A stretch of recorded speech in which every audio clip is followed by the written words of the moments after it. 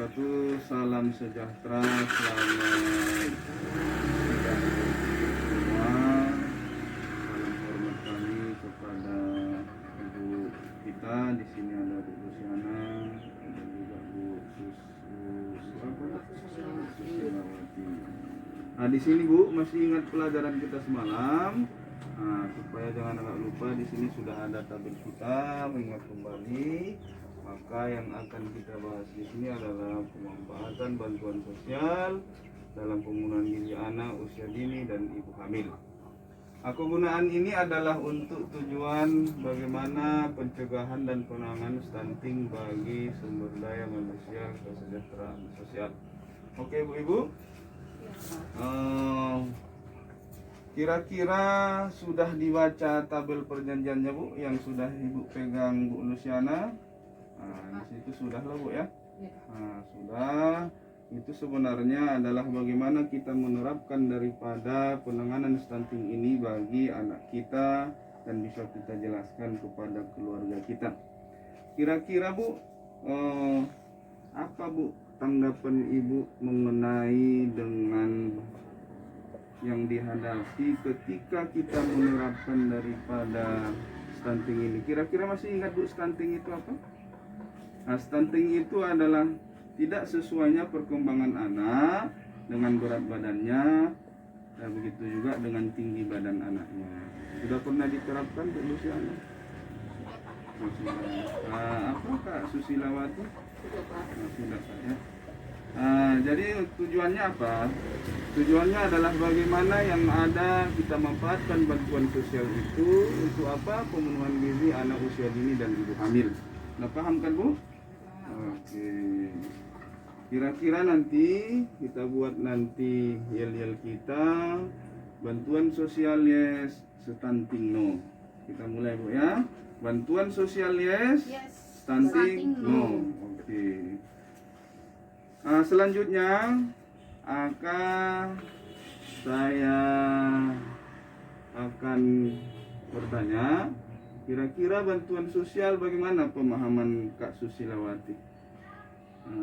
Boleh dibaca ini langsung, boleh juga secara mandiri pun boleh.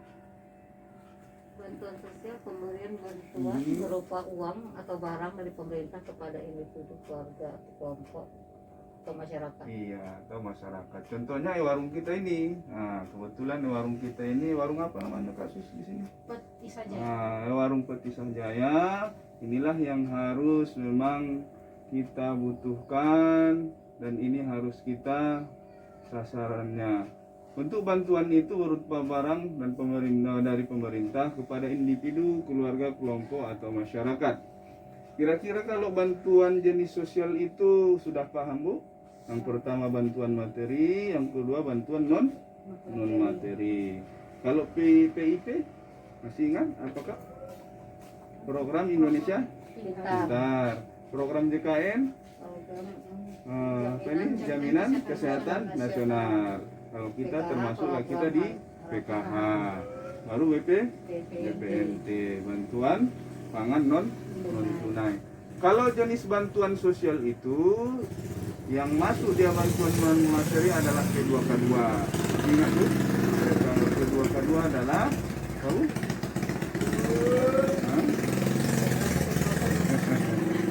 Iya, lupa ya. Baru terakhirnya keterampilan pengasuhan. Kedua itu adalah dia peningkatan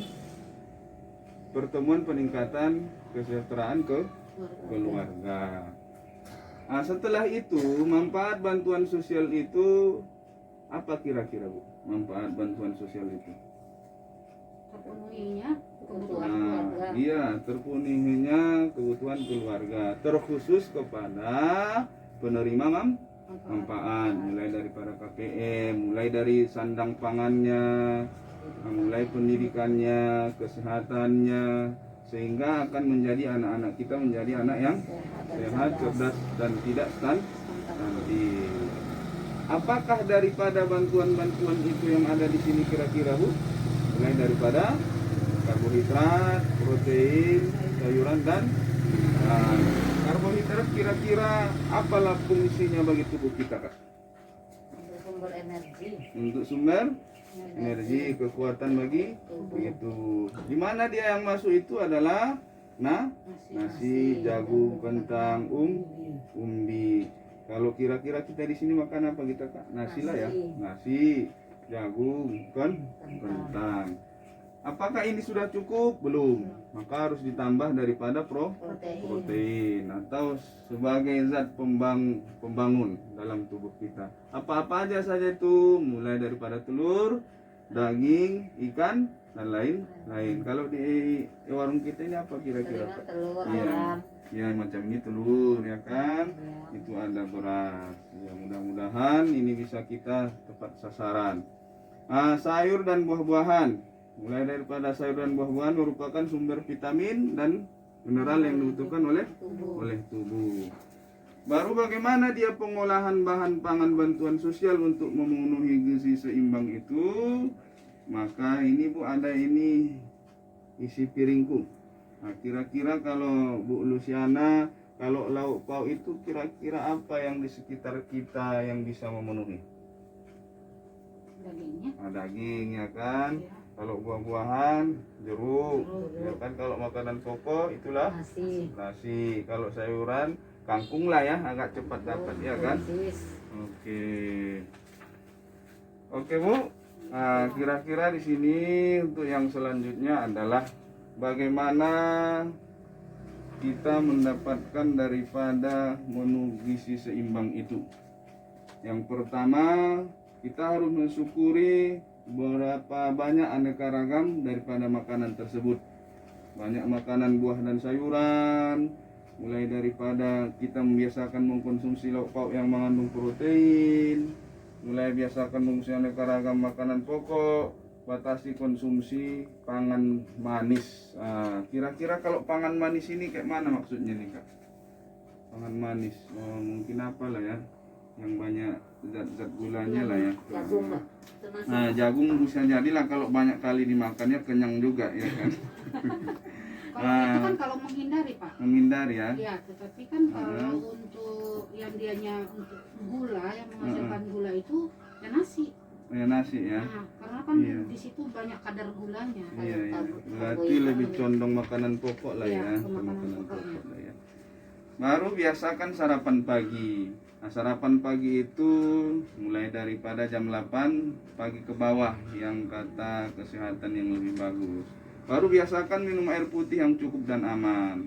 Baru yang selanjutnya lakukan aktivitas fisik yang cukup dan pertahankan berat badan yang ideal. Biasakan membaca label pada kemas makanan. Contohnya kalau label makanan itu kira-kira ini lah ya. Ini ada expired lah ya. Expirednya macam model ini. Oke. Cuci tangan pakai sabun dan air bersih mengalir. Ini kalau memang bisa sebelum kita melakukan sesuatu beraktivitas dengan makan, maka kita biasakanlah cuci pakai sabun dan air yang mengalir. Oke Bu Ibu, bagaimana kalau Bu Luciana memasak makanan agar nilainya gizinya baik kira-kira? Kalau Kakak? Ya, kalau saya yang mencuci, misalnya kalau sayur itu harus kita cuci dengan bersih, terus jangan terlalu lama. Kalau dia tidak boleh mendidih sekali, karena di situ nanti zat-zat daripada sayur itu tidak akan ada gitu lah, akan terbang dengan uap daripada nasi tersebut ya. Dari sayur itu. Ya. Berarti setengah matang, setengah matang lah ibaratkan, jangan matang kali gitu ya. Kalau Kak Susilawati? Ya, lebih kurang kayak gitu juga ya, berarti sama lah ya. Oke Bu Ibu, maka di sini kan kita harus sebenarnya membagi dua kelompok, tapi tadi sudah kita bagi. Yang pertama kelompok MPASI. MPASI ini adalah makanan pendamping ASI ya. Baru yang kelompok yang kedua makanan orang dewasa untuk ibu hamil. Kira-kira kalau ini, kalaulah kita praktekkan di sini mungkin peralatan kita, tapi pemahamannya sudah paham lah Bu ya.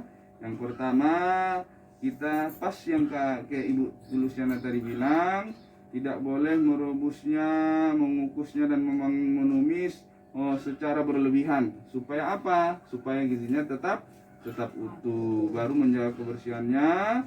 Baru khusus untuk makanan pendamping ASI harus ada tekstur makanan agar dapat mudah dicerna oleh anak. Nah, contohnya apakah kalau untuk MPASI itu? Bubur. Bubur. Bubur ya. Nah, baru nanti setelah memasak itu kita sajikan di mangkok atau piring. Nah, baru nanti selanjutnya itu kita berikan di situ labelnya supaya agak semangat. Jangan lupa makanan bergizi untuk anak Indonesia bebas dari stunting. Ayo kita ucapkan Kak, makanan bergizi untuk anak Indonesia bebas dari stunting.